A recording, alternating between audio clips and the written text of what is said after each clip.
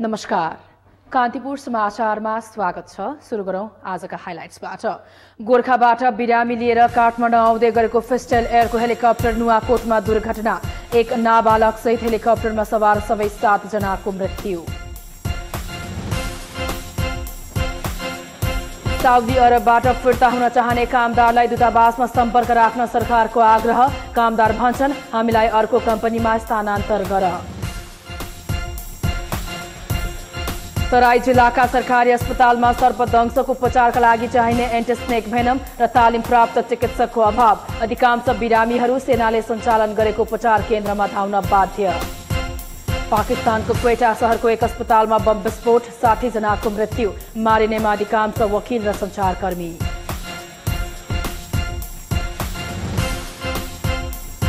र ओलम्पिकमा 19औं स्वर्ण पदक जित्दै अमेरिकी पौडीबाज माइकल फेल्प्सको कीर्तिमान। दोस्रो दिन 3 स्वर्ण जित्दै अमेरिका अङ्क तालिकाको शीर्ष स्थानमा। गोरखाबाट बिरामी लिएर काठमाडौँ आउँदै गरेको फिस्टेल एयरको हेलिकप्टर नुवाकोटमा दुर्घटना भएको छ। दुर्घटनामा हेलिकप्टरका क्याप्टेन रञ्जन लिम्बू सहित सबै यात्रुको मृत्यु भएको छ। दुर्घटनामा 19 वर्षीय सुत्केरी प्रीति गुरुङ, उहाँका नवजात शिशु ससुरा 60 वर्षीय कितमान गुरुङ र सासू 56 वर्षीय अज्ञानी गुरुङको मृत्यु भएको छ। यस्तै प्रीतिका आफन्त लक्ष्मी गुरुङ र इटहरीकी 22 वर्षीय निशा तामाङको पनि निधन भएको छ। घटनास्थलबाट मृतकको शव संकलन गरी काठमाडौँ पठाइसकेको नुवाकोटका प्रमुख जिल्ला अधिकारी विष्णु पोखरेलले जानकारी दिनुभयो। फिस्टेल एयरको 9AKA हेलिकप्टर गोर्खाको सिर्दीपास 2 फिल्मबाट बिरामी लिएर काठमाडौँ आउने क्रममा नुवाकोटको मदानपुर बेतिनीको जंगलमा खसेको थियो। 26 वर्षीय क्याप्टेन रञ्जन लिम्बू झापा चारालीका हुन्। हेलिकप्टर दिउँसो 12:32 जाँदासम्म त्रिभुवन विमानस्थलको टावरसँग सम्पर्कमा थियो। त्यसपछि भने सम्पर्क बाहिर गएको त्रिभुवन विमानस्थलले एक विज्ञप्ति मार्फत जनाएको छ। यसअघि पनि चैत 4 गते फिस्टेल एयरको हेलिकप्टर रसुवाको लाङटाङमा दुर्घटनामा परेको थियो। अब फिस्टेलसँग 2 वटा हेलिकप्टर छन्। फिस्टेल एयरको हेलिकप्टर दुर्घटनामा परि ज्यान गुमाएकाहरूको शव आज साँझ काठमाडौँ ल्याइएको छ। काठमाडौँबाट गएको फिस्टेलकै अर्को हेलिकप्टरले घटनास्थलबाट शव शिक्षण अस्पताल महाराजगञ्जमा ल्याएको हो। दुर्घटनामा 4 दिनको शिशुसहित 7 जनाको ज्यान गएको छ। शिक्षण अस्पतालमा मृतकका आफन्त पुगेका छन्। 4 दिन अघि सुत्केरी भएकी 19 वर्षीय प्रीति गुरुङको रक्तस्राव नरोकिएपछि उपचारका लागि काठमाडौँ ल्याउन लागि थियो। सड़क यातायातसँग नजोडिएको गोर्खाको सिर्दीबास 2 फिल्मबाट उपचारका लागि काठमाडौँ ल्याउन लक्ष्मीका आफन्तले हेलिकप्टर चार्टर गरेका थिए। घटनास्थल पुगेर फर्किएका फिस्टेलका अर्का पाइलट आशिष शेरचनले खराब मौसमका कारण हेलिकप्टर डाँडामा ठोकिएर दुर्घटना भएको हुन सक्ने बताउनुभयो। पोस्टमार्टमपछि मृतकको शव आफन्तलाई बुझाइने जनाइएको छ। उत्तरी गोर्खाको सिर्दीबासकी सुत्केरी महिलालाई उपचारका लागि सोमबार काठमाडौँ ल्याउँदै गर्दा नुवाकोटमा फिस्टेल हेलिकप्टर दुर्घटनामा पर्यो। सड़क नहुँदा दुर्गम भेगका बासिन्दा सामान्य उपचारका लागि समेत हेलिकप्टर चार्टर गर्न बाध्य छन्। हेलिकप्टर चार्टर गर्दा मोटो रकम जोहो गर्नु त छँदैछ, दुर्घटनामा परि ज्यानै समेत गुमाउनु परेको छ।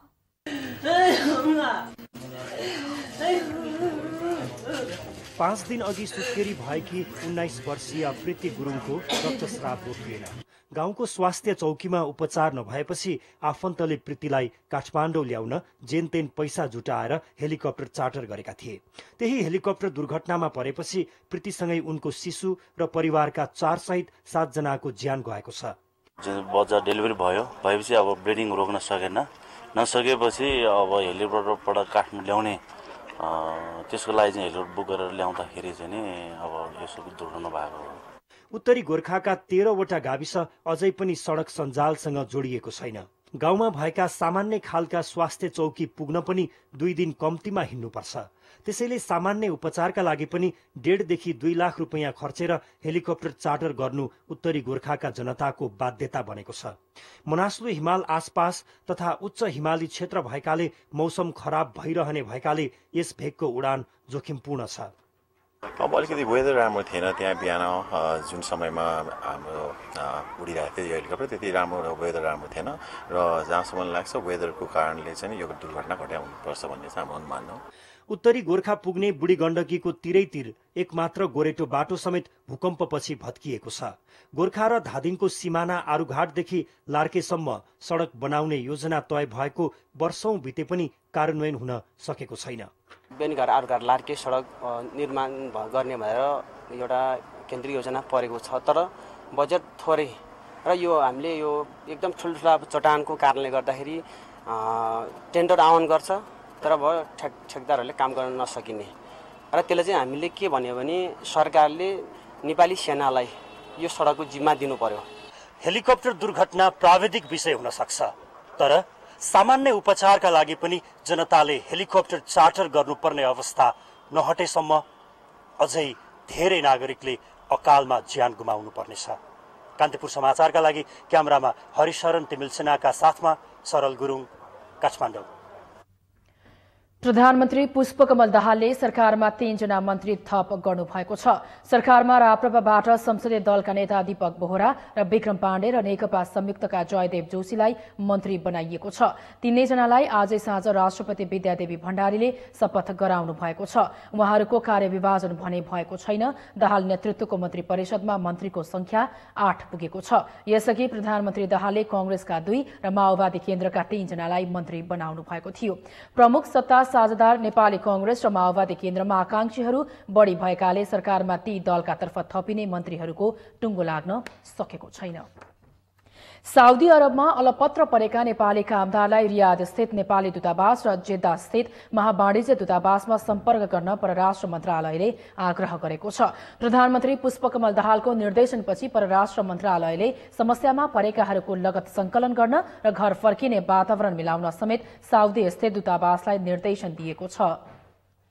भनेदेखि उहाँहरूलाई हामीले कसरी सहयोग गर्न सक्छौं त्यो तत्काल चाहिँ गर्न सुरु गर्नुस् भनेर हामीलाई निर्देशन प्राप्त भएको छ र हामीले चाहिँ यी दुईटै ठाउँमा रहेका नेपालीहरूलाई चाहिँ हामीले कसरी सहायता पुर्याउने भनेर त्यहाँ रहेका हाम्रा राजदूतावासहरू र हाम्रो चाहिँ नेटवर्कको प्रयोग गरेर चाहिँ हामीले सहायता पुर्याउने काम चाहिँ सुरु नै गरि नै सकेका छौं र सरकारले सहयोग गर्छ।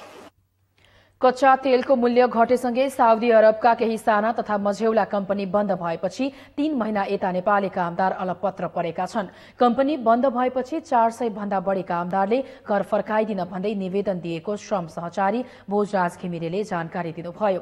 दूतावास भन्दा टाढा रहेका कामदारले टेलिफोन मार्फत समस्या सुनाउने गरेका छन्। केही कामदारले भने अरू कम्पनीमा काम खोजिदिन आग्रह गरेको दूतावासले जनाएको छ। साउदीमा रहेका कामदार रोजगारदाताको अनुमति बिना फर्किन सक्दैनन्। तलब नपाएका कामदारको बसाई पनि दयनीय बन्दै गएको दूतावासले जनाएको छ। झापाको बिर्ता मोडमा यो वर्ष पनि लिलाम बडाबडमा चिया खरिद बिक्री नहुने भएको छ।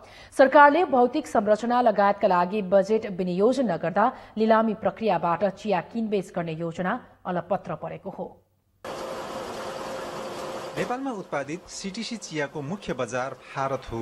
वार्षिक 2 अरब रुपैयाँ भन्दा बढीको चिया भारत निकासी हुन्छ, तर भारतीय व्यापारीले भाव तोक्ने हुँदा नेपाली चियाले प्रति किलो 10 देखि 15 रुपैयाँ कम मूल्य पाउँदै आएका छन्। अक्सन अर्थात लिलाम बडाबडमा जाने हो भने विश्वभरका व्यापारी चिया खरिदका लागि नेपाल आउन सक्छन् र नेपाली चियाले गुणस्तर अनुसारको मूल्य पाउन सक्छ। तर सरकारले बजेट उपलब्ध नगराउँदा लिलाम प्रक्रिया अलपत्र परेको चिया उत्पादक बताउँछन्। तर त्यहाँ केही बजेटका व्यवस्था गर्नुपर्ने कुराहरू थिए, त्यो बजेटका कुराहरूलाई यसपालिको बजेटले कहीँ पनि एड्रेस गरेन। त्यसकारणले टी बोर्ड पनि निरीह भएर हेर्नेदेखि बाहेक के गर्न सक्दैन। हामी प्राइभेट सेक्टर पनि त्यो चीजलाई हेर्नुदेखि बाहेक के गर्न सक्ने अवस्था रहेन। चिया तथा कफी विकास बोर्डले भने चियाको कारोबारीले सम्बन्धित निकायमा प्रभाव पारेका कारण लिलाम बडाबडमा जान ढिलाइ भएको बताएका छन्। जो साना किसानहरू, साना उद्योगीहरू छन् उनीहरूलाई अक्सन जरुरी छ। तर मैले यहाँ चाहिँ अलिकति जुन 2 नम्बरी खेल हुन्छ नि, त्यो 2 नम्बरी खेलको कारणले गर्दा कतै अक्सन नहोस् भन्ने चाहना पनि मैले कहीँबाट त्यस्तो आभास पनि बुझ्छु। यसै पनि साना चिया किसान र उत्पादक बीच हरियोपत्तीको मूल्यमा विवाद छ। लिलाम बडाबडले वर्षौंदेखिको यो विवाद अन्त्य मात्र हुँदैन, कारोबार पारदर्शी हुने हुँदा सरकारको राजस्व पनि बढ्छ। कान्तिपुर समाचारका लागि क्यामेरामा सौरभ मुखियाका साथमा गणेशमान मुखिया, झापा। यसै सन्दर्भमा आज हामीले चियाको बजार सुधार गर्न के गर्नु पर्ला भनेर धनकुटा, इलाम र झापाका किसानलाई सोधेका छौं। हेरौं उनीहरू के भन्छन्। जनताको आवाज प्रायोजक CG institute of management, Min Bhawan, Kathmandu. Himalayan white house international college, Subidhanagar, Tinkune, Kathmandu. Shri Ganapati jewellers, Bishal Bazar, Laxmi मन्दिर सँगै new road, Kathmandu. Master builder cement, building your future. Bridge super premium OPC cement, देशको ऊर्जा। अम्बे स्टिल्स, जे बन्छ दिगो बन्छ। अम्बे सिमेन्ट, यो देशको शिर उच्च राख्दै हर घरको शान, भिडियोकन, उत्कृष्टताको अनुभव। हाईटेक ओपीसी सिमेन्ट, हरेक निर्माण गुणस्तरीयताको प्रमाण। Noble college, Sinamangal, Kathmandu. यति फ्लोरिङ, जमिनलाई महत्वका साथ सजाउँदै। जगशक्ति टीएमटी, विश्वास युगौं युगको। आरती प्रिमियम चामल, शुभारम्भ शुभ दिनको। चियाको हरियोपत्तीको मूल्य राज्यले एउटा न्यूनतम मूल्य तोक्नुपर्छ। नेपाल सरकारले चियाको अक्सन बजारको व्यवस्था गर्नुपर्छ र सबै चिया अक्सनमा आइसकेपछि त्यसले मूल्य निर्धारण गरेर लिएर जान्छ। चियाको बजार सुधार गर्न सबभन्दा पहिला त हामीले गुणस्तरीय चिया उत्पादन गर्नु पर्यो। राज्यले नै चियाको बजार व्यवस्थापनलाई चाहिँ अलि सुधार गरेर लानुपर्छ। चियापत्ती टिपेर ल्याउँछन् कृषकहरूले, त्यो लाने माध्यम भएन। पहिलो नम्बर फ्याक्ट्रीले पनि भनेको समयमा लिँदैन, लिदिए पनि पैसा दिँदैन। त्यो हुँदा राज्यले हेर्दै राम्रो हुन्थ्यो। चियाको क्वालिटी वृद्धि गर्नुपर्छ। त्यसका लागि विषाक्त औषधिहरू प्रयोग गर्ने जुन प्रचलन छ त्यसलाई हटाउन राज्यको तर्फबाट पहल गर्नुपर्छ। किसानलाई त सानो मिनी फ्याक्ट्रीहरूको उपलब्ध गर्नुपर्यो। जुन अहिले कच्चा पदार्थ र तयारी चियाको मूल्य छ त्यो मूल्यको डिफरेन्सलाई चाहिँ घटाउनु पर्यो। अर्ग्यानिक बनाएर बाहिर पठाउँदाखेरि बजार राम्रो पनि हुन्छ र किसानलाई फाइदा पनि हुन्छ। अन्तर्राष्ट्रिय स्तरमा यो चिया निर्यात गर्दाखेरि भन्सार चाहिँ 100% छुट हुनुपर्छ। नीति र कार्यक्रम अनिवार्य नेपाल सरकारले गर्नुपर्छ। पूर्णतया विषादी रहित अर्ग्यानिक टीको आवश्यक पर्छ। अक्सनको व्यवस्था भएको खण्डमा सम्पूर्ण किसान उद्योगपति एकत्रित भएर त्यो अक्सनलाई आधार मानेर चियाको बजारलाई सुधार गर्न सकिन्छ। राज्य तर्फबाट तपाईँको जुन एउटा अनुदान दिने भन्ने चाहिँ एउटा योजना ल्याएको छ, यो 50% अनुदानले पुग्दैन, यो चाहिँ 100% अनुदान हुनुपर्छ। अक्सनको व्यवस्था गर्नु पर्यो। त्यो भएपछि तयारी चियाको मूल्य स्पष्ट आउँछ। त्यो आइसकेपछि किसानको पनि यथार्थ देखिने हो। किसानले मात्रै गरेर हुँदैन होइन, सरकारले पनि अब लोन दिनु पर्यो। त्यसमा चाहिँ अब सरकारले पनि केही गर्नु पर्यो। वर्षायाममा तराईका जिल्लाहरूमा सर्पदंशका बिरामी बढ्ने गर्छ। सरकारले सर्पदंशको उपचारको राम्रो व्यवस्था नगर्दा बिरामीलाई शास्ति भएको छ। यस सम्बन्धी समाचार बाँकी नै छ, त्यसअघि मुख्य समाचार। गोर्खाबाट बिरामी लिएर काठमाडौँ आउँदै गरेको फिस्टेल एयरको हेलिकप्टर नुवाकोटमा दुर्घटना। एक नाबालक सहित हेलिकप्टरमा सवार सबै 7 जनाको मृत्यु। साउदी अरबबाट फिर्ता हुन चाहने कामदारलाई दूतावासमा सम्पर्क राख्न सरकारको आग्रह। कामदार भन्छन् हामीलाई अर्को कम्पनीमा स्थानान्तर गर। प्रतिनिधिबारे विवाद हुँदा नेपाल विद्यार्थी संघको बन्द सत्र भोलिसम्मका लागि स्थगित। राजनीतिक परिवर्तन भन्दा शैक्षिक मुद्दालाई प्राथमिकता दिनुपर्ने विद्यार्थी नेताहरूको जोड। र शिक्षक सेवा आयोगद्वारा निमावि र मावि तहको पाठ्यक्रम परिमार्जन। शिक्षक परीक्षालाई समय सापेक्ष र प्रतिस्पर्धी बनाउन जरुरी।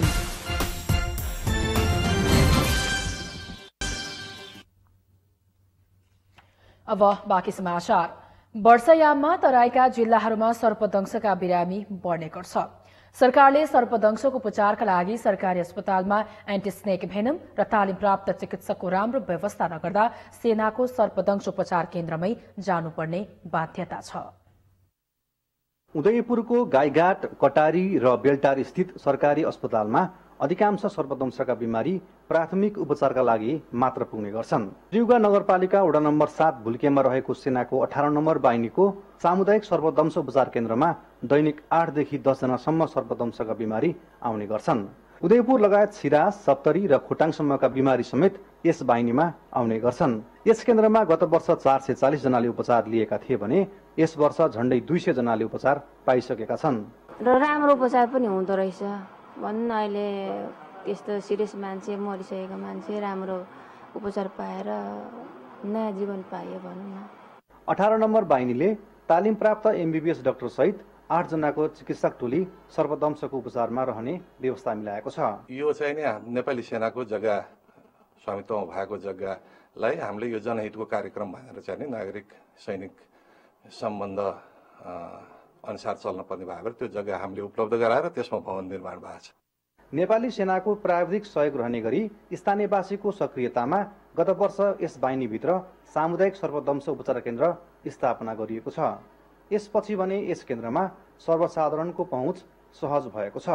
यो भनेको सामाजिक संस्था रहेछ, यहाँ राज्य पक्षले केही सहयोग गरेकै छैन अहिलेसम्म। स्वतः हामी एउटा जनताहरूले यसो चन्दा उठाएर भिख मागेर सञ्चालन गरेको छ।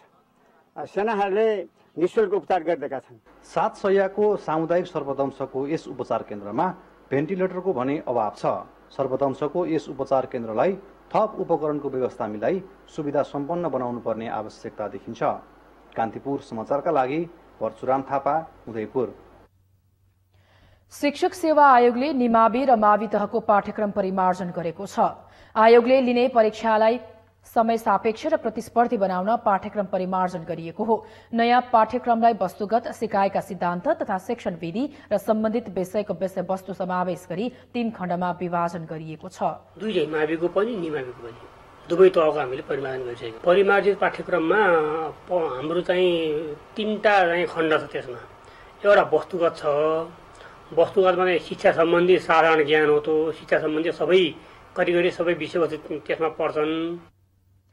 आयोगले माविका 14 विषय र निमाविका 9 विषयका शिक्षकका लागि पदपूर्ति पाठ्यक्रम तयार पारेको छ।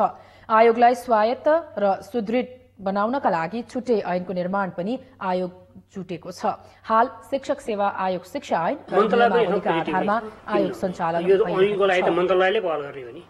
मन्त्रालयले केही समयपछि शिक्षा सेवा आयोगको ऐन पनि अगाडि बढाउँछ। हाम्रो चाहिँ मन्त्रालयसँग कुराकानी भइरहेको छ।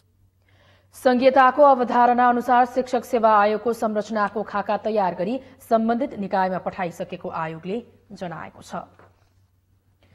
महाधिवेशनको प्रतिनिधिको विवादका कारण नेपाल विद्यार्थी संघको आजदेखि शुरू हुने भनिएको बन्द सत्र भोलिसम्मका लागि स्थगित गरिएको छ। 11 जिल्लाका प्रतिनिधिका सम्बन्धमा जारी विवाद समाधान हुन नसकेपछि भोलिसम्मका लागि बन्द सत्र सारिएको हो। नेवी संघका प्रवक्ता यूपी लामिछानेका अनुसार प्रतिनिधि विवाद समाधान गरी भोलि बन्द सत्र शुरू गरिनेछ। महाधिवेशनको कार्यतालिका अनुसार आज उम्मेद्वारहरूको मनोनयन दर्ता कार्यक्रम समेत प्रभावित भएको छ।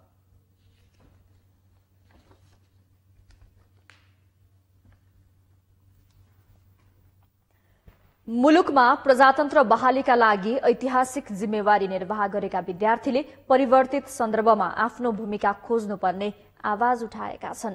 नेवी संघको 11औं महाधिवेशनको सन्दर्भमा विद्यार्थीलाई उनीहरूका अगुवाहरूले नै नेता र गुटको पिच्छलगु नभई शैक्षिक सुधारमा केन्द्रित हुन सुझाव दिएका छन्। निरङ्कुश पञ्चायती व्यवस्था विरुद्ध संघर्ष गर्ने प्रयोजनका लागि नेपाली कांग्रेसले 2027 सालमा स्थापना गरेको नेवी संघका नेताहरूकै वर्चस्व अहिले पार्टीमा छ। 3 पटक कार्यकारी प्रधानमन्त्री भएर मुलुककै नेतृत्व गरिसक्नुभएका नेवी संघका पूर्व अध्यक्ष शेरबहादुर देउबा कांग्रेसको सभापति हुनुहुन्छ। कांग्रेस र माओवादी केन्द्र नेतृत्वको वर्तमान सरकारमा पार्टीको नेतृत्व गरिरहनुभएका उप प्रधानमन्त्री विमलेन्द्र निधि पनि कुनै समय नेवी संघको अध्यक्ष हुनुहुन्थ्यो। 2046 सालको जनआन्दोलनबाट मुलुकमा प्रजातन्त्र बहाली भएपछि शैक्षिक मुद्दालाई प्राथमिकतामा राख्नुपर्नेमा आफ्नो भूमिकालाई पुनर्परिभाषित गर्न नसकेको महसुस उनीहरूकै अग्रजहरूलाई हुन थालेको छ। आफ्नो हकितमा नबोल्ने तर अरू एरियातिर जुन किसिमले विद्यार्थीको राजनीतिक गइरहेको छ त्यसलाई ठिक ढङ्गले ट्र्याकमा ल्याउनु पर्छ। हिजो लोकतन्त्रका लागि नेवी संघ लडेको थियो, अब लोकतन्त्रको स्थापना भइसकेको छ। त्यसैले त्यसलाई सुदृढीकरण गर्दै त्यसको प्रतिफल जनताको घर दैलोमा पुर्याउनका निमित्त नेवी संघ सक्रिय हुनुपर्दछ। दलहरूमाथि प्रतिबन्ध लगाइएको अवस्थामा विद्यार्थीहरूले राजनीतिलाई आधार बनाई गरेको संघर्षलाई भावी पुस्ताले स्मरण गरिरहनेछ।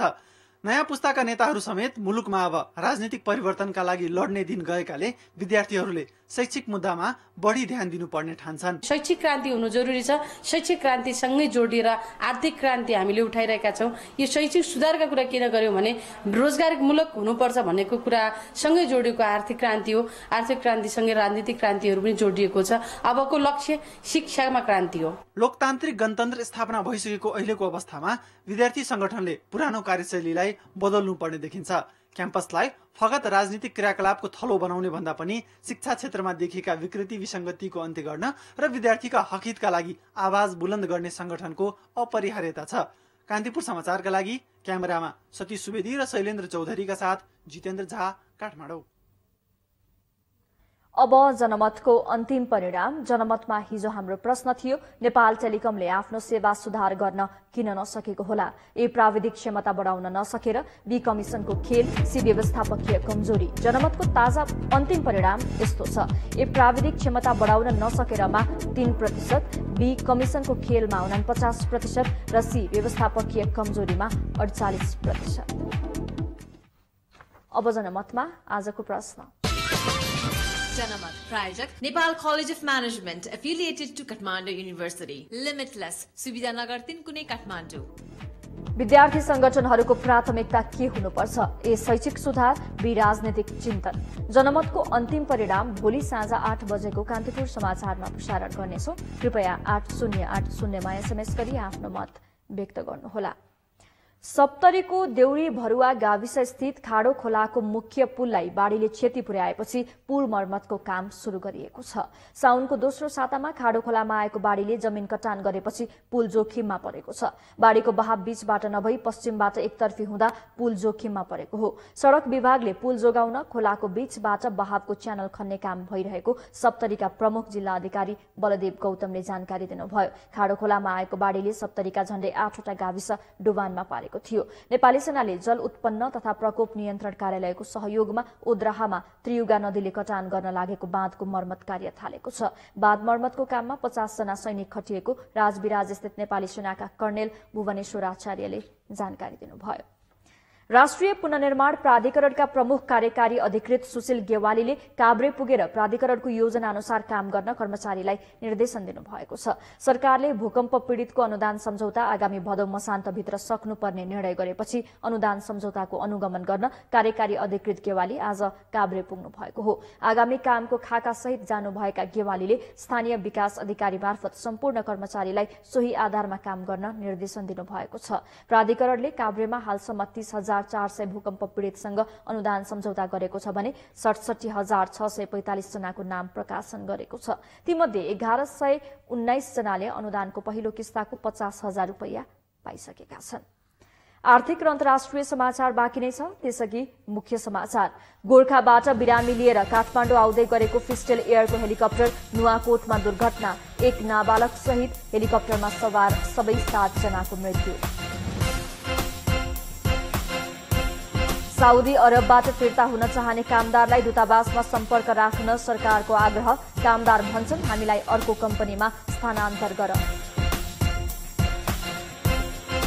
तराई जिल्लाका सरकारी अस्पतालमा सर्पदंशको उपचारका लागि चाहिने एन्टिस्नेक भेनम र तालिमप्राप्त चिकित्सकको अभाव। अधिकांश बिरामीहरू सेनाले सञ्चालन गरेको उपचार केन्द्रमा धाउन बाध्य। र ओलम्पिकमा 19औं स्वर्ण पदक जित्दै अमेरिकी पौडीबाज माइकल फेल्प्सको कीर्तिमान। दोस्रो दिन 3 स्वर्ण जित्दै अमेरिका अङ्क तालिकाको शीर्ष स्थानमा।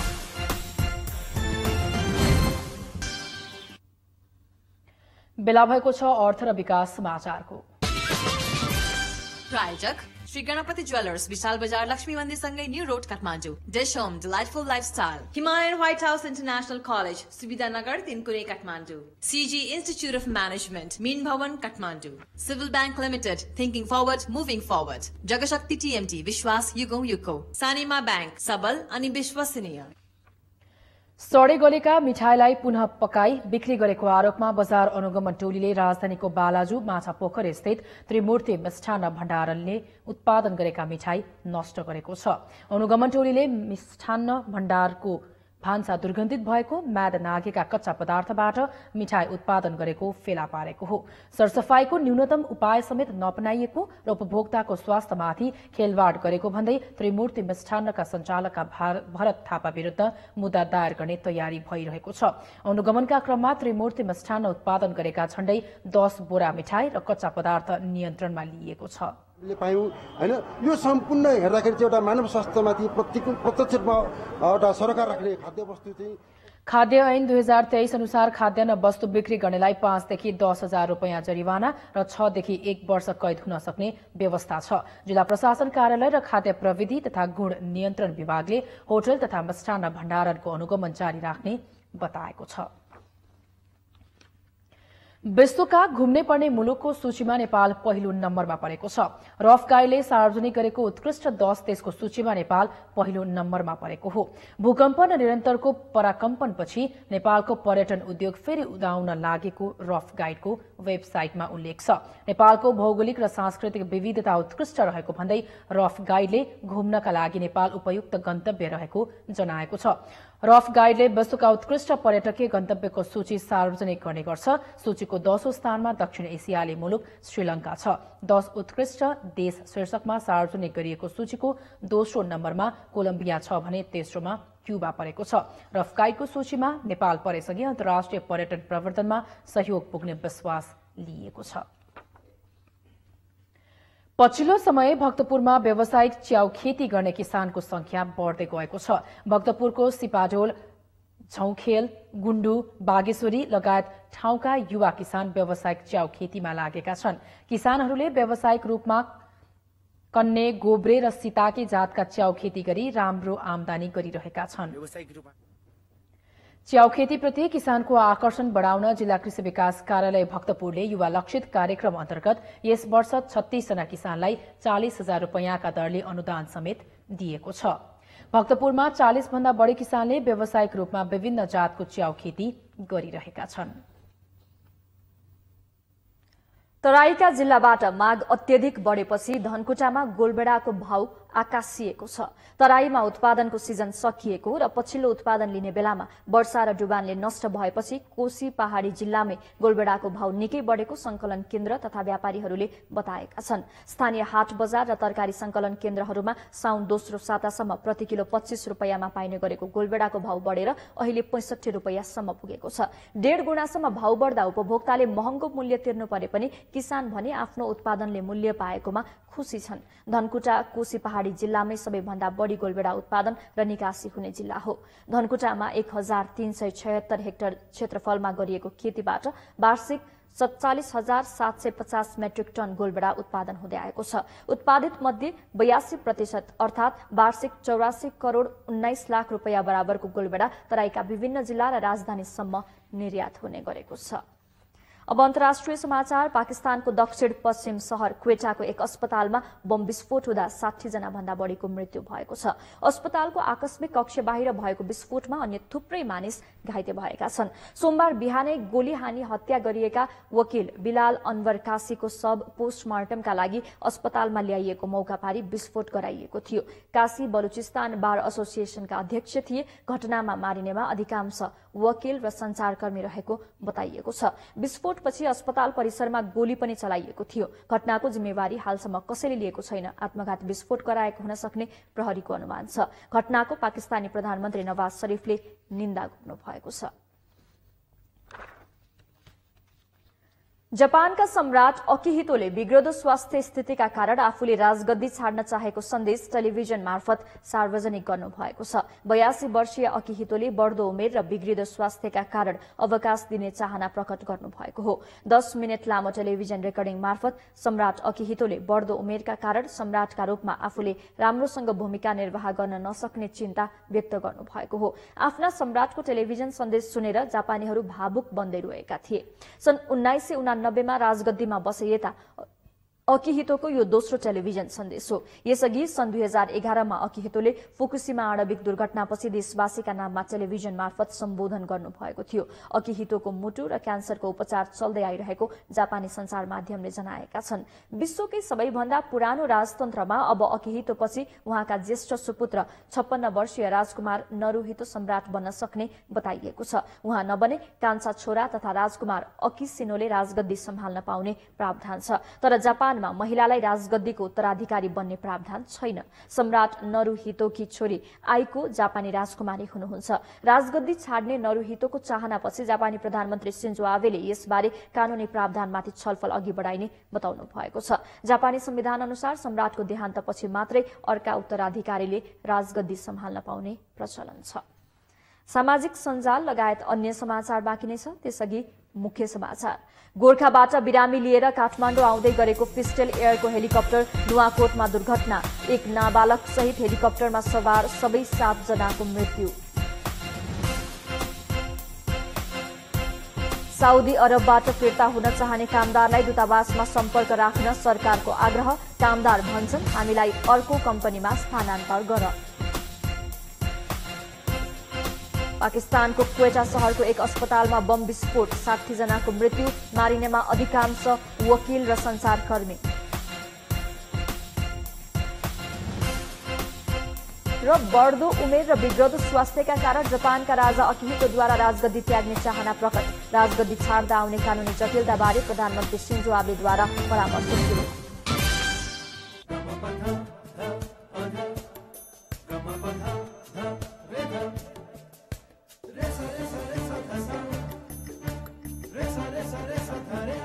Lucky Jewellers, New Road gate, Kathmandu.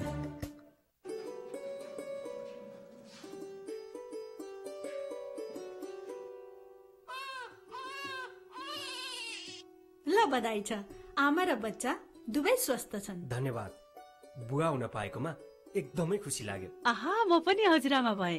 साँच्ची यो नाभि मलम लगाइदिनु भयो? स्वास्थ्य स्वयंसेवीका नानीले सुत्केरी गराउन स्वास्थ्य संस्थामै जानुपर्छ र केही गरी घर वा बाटोमा भए नाभि काटेपछि नाभि मलम लगाउनु पर्छ। यसले बच्चालाई संक्रमण हुनबाट बचाउँछ भन्नुहुन्थ्यो। मलाई धेरै खुसी लाग्यो आमा। तपाईलाई पनि थाहा रहेछ, मैले अघि नै नाभि मलम लगाइदिइसके। अब अरू केही लगाउनु पर्दैन। बरु तपाईसँग भएको त्यो नाभि मलम चाहिँ स्वास्थ्य स्वयंसेविकालाई नै दिनुहोला। स्वास्थ्य संस्था, बाटो वा अन्य ठाउँमा जन्मेका हरेक नवजात शिशुको नाभिमा नाभि मलम लगाउनु पर्छ। यसले संक्रमण हुनबाट बचाउँछ।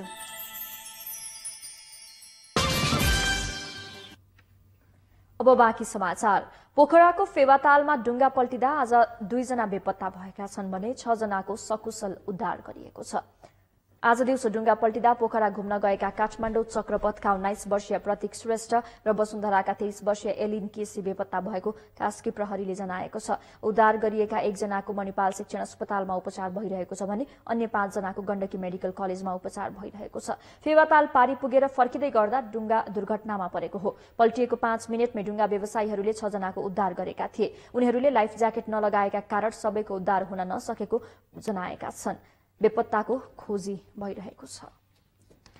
गुणस्तर तथा नापतौल विभागले कम परिणाम इन्धन बेचेर ग्राहक ठगेको भन्दै पृथ्वी राजमार्गका 2वटा पम्पलाई सिलबन्दी गरेको छ। गुणस्तर तथा नापतौल विभागको टोलीले पृथ्वी राजमार्गमा सञ्चालनमा रहेका आयल स्टोरमा अनुगमनका क्रममा कम इन्धन बेचेको फेला पारेपछि 2वटा आयल स्टोरलाई सिलबन्दी गरेको हो। अनुगमनका क्रममा मजिमटारको सदा ज्योति आयल स्टोरले प्रति 5 लिटरमा 200 ml कम डिजेल बिक्री गरेको फेला परेको थियो भने जोगीमाराको त्रिशूलधारी आयल स्टोर मजिमटारले सञ्चालनमा ल्याएका 2वटा मेसिनले सही काम नगरेको फेला परेको थियो। विभागले दुवै आयल स्टोरमा सिलबन्दी गरिएको र उनीहरूलाई आवश्यक कारबाही प्रक्रिया अगाडि बढाइने बताएको छ। काठमाडौँको पुरानो बस पार्कमा भ्यू टावर निर्माणका लागि सम्झौता भएको 4 महिनासम्म पनि निर्माण कार्य अघि बढेको छैन। पर्यावरणीय प्रभाव मूल्याङ्कन EIA प्रतिवेदन बनिरहेकाले काम सुरु गर्न नसकिएको निर्माण कम्पनीले जनाएको छ। एक साताभित्र EIA तयार भएपछि लगत्तै निर्माण सुरु गर्ने जलेश्वर स्वच्छन्द बिकोई बिल्डर्सले प्रारीले जानकारी दिएको छ। काठमाडौँ महानगरपालिकाले भने टावर निर्माण कार्यमा ढिलाइ भएको भन्दै आवश्यक परे कानूनी प्रक्रिया अघि बढाउने बताएको छ। महानगरपालिकाले निर्माण कम्पनीसँग कार्यतालिका माग गर्ने र निर्माणका लागि ताकेता गर्ने जनाएको छ। यो कम्पनीको तर्फबाट भइरहेछ, यो चाहिँ हाम्रो काठमाडौँ महानगरपालिकाको तर्फबाट चाहिँ भएको छैन र अहिले बिचमा हामीले उसलाई चाहिँ यो तेरो आफ्नो के हो, तेरो प्रगति विवरण अहिलेसम्म कहाँ के पुगेको छ त्यो चाहिँ उसलाई स्पष्टमा हामीलाई पेश गरेर भनेका छौँ। यदि उसले त्यो टाइममा पेश गरेन भने अनि हामी कानुनी प्रक्रिया हामीले चाहिँ अगाडि बढ्नुपर्ने हुन्छ। जलेश्वर स्वच्छन्द र काठमाडौँ महानगरपालिका बीच 6 महिनाभित्र डीपीसी निर्माण गरिसक्ने सम्झौता भएको थियो। 7 अर्ब 13 करोड रुपैयाँ लागतमा 131 मिटर उचाइको 29 तल्ले टावर बनाउने सहमति भएको छ। टावर निर्माणका लागि भन्दै महानगरपालिकाले बस पार्कलाई 6 महिनाका लागि खुला मञ्चमा सारेको छ।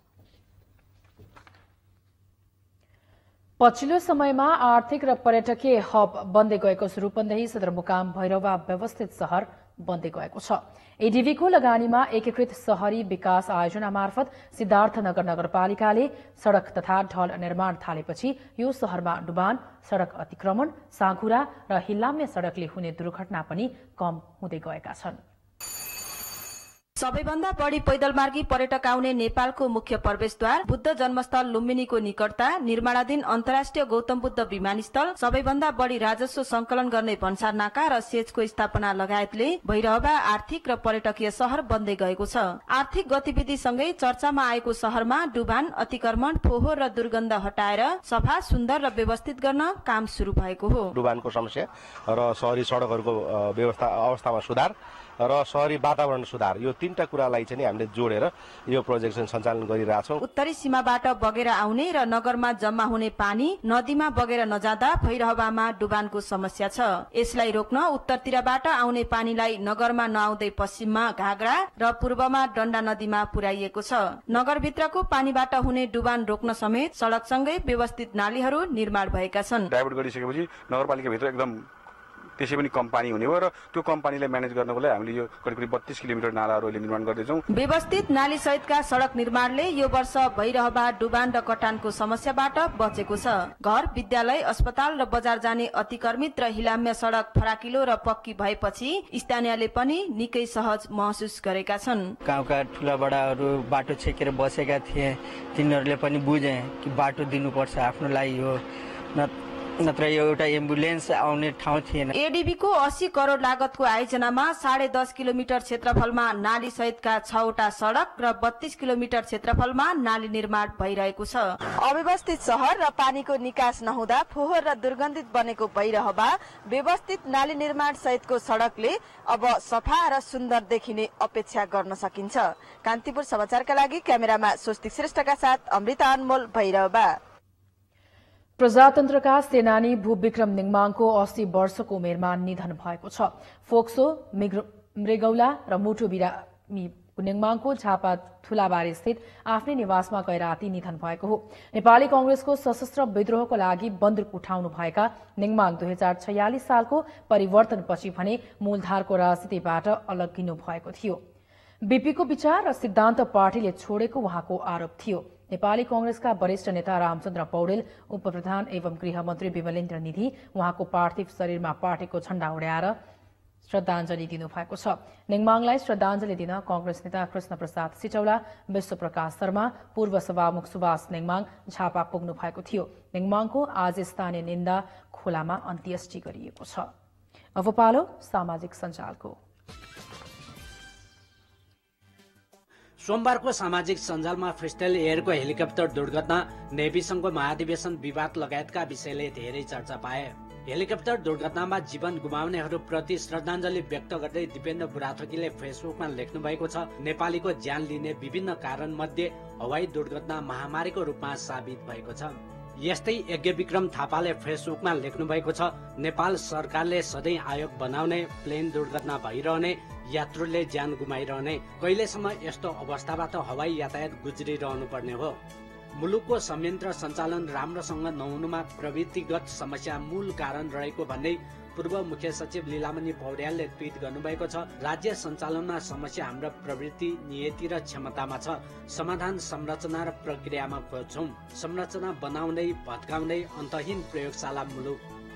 नेभी संघको महाधिवेशनमा भइरहेको विवादबारे दुर्लभ थापाले फेसबुकमा लेख्नु भएको छ, तदर्थवादमा विश्वास गर्दिन, तर तदर्थ समिति नबनाई नेभी संघको महाधिवेशन हुने चाँदकाट देख्दैन।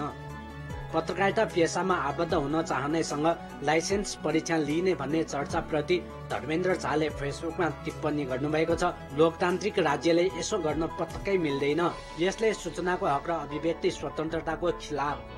र अन्त्यमा सोमबार दुर्घटनामा परेको फ्रिस्टेल एयरको हेलिकप्टरका क्याप्टेन रञ्जन लिम्बुको फेसबुक वालबाट तस्बिर साभार गर्दै धेरैले उहाँप्रति श्रद्धाञ्जली दिएका छन्।